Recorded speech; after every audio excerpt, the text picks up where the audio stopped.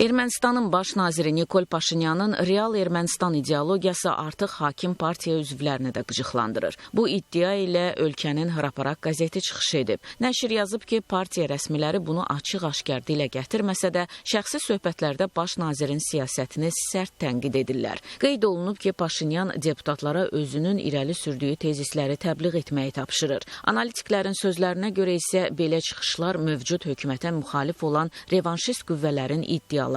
Çünki Paşinyanın real Ermənistan ideyası dənizdən dənizə böyük Ermənistan kimi ekstremist ideologiyanın ardıcıllarına sərf etmir. Hökumət başçısı ölkənin beynəlxalq səviyyədə tanınmış ərazi və sərhədləri ilə qəbul edilməli olduğunu bildirir. Lakin Ermənistanın sabiq rəhbərlərinin tərəfdarları və müxalifət bununla razılaşmaq istəmir. Buna görə də bu qüvvələr Paşinyanı ölkənin milli maraqlarını satmaqda ittiham edirlər. Onlar çalışırlar ki, bu prosesdən maksimum dərəcədə xalqı çaşdıracaq dezinformasiyalarla ictimaiyyəti çaşdıraraq Nikol Paşinyanı xain, onun fəaliyyətini satqın, əvəzində isə Robert Koçaryan və Serj Sarkisyanı Ermənistanın xilaskarı və milli qəhrəmanı kimi cəmiyyətə təqdim etsinlər. Proseslər ölkədə iqtidarla müxalifətin arasında gərginliyin gücləndiyini göstərir. Revanşist qüvvələrin aktivliyi, müxalif siyasətçi və politoloqların Paşinyan hökuməti əleyhinə açıqlamaları artır. Paralel olaraq keşiş Baqrat Qalstanyanın da fəallığını yenidən artırmağa çalışması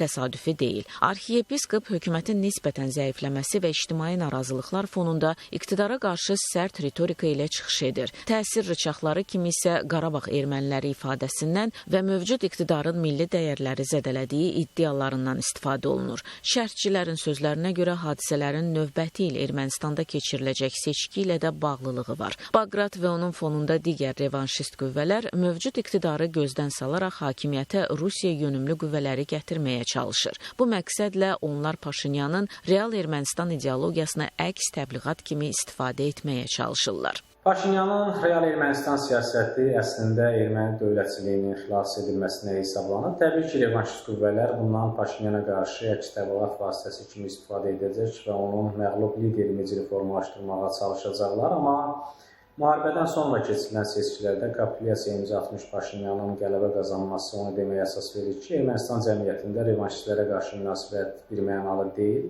Bu da Paşinyana kifayət qədər güclü arqumentləri verir. Analitiklərin fikrincə bu amillər nəzərə alındıqda revanşistlərin bu cür təbliğatlarla Paşinyanın reytinqini aşağı salması çətin görünür. Lakin növbəti seçkilər ərəfəsində ölkədəki siyasi mübarizənin daha da kəskinləşmə ehtimalı var.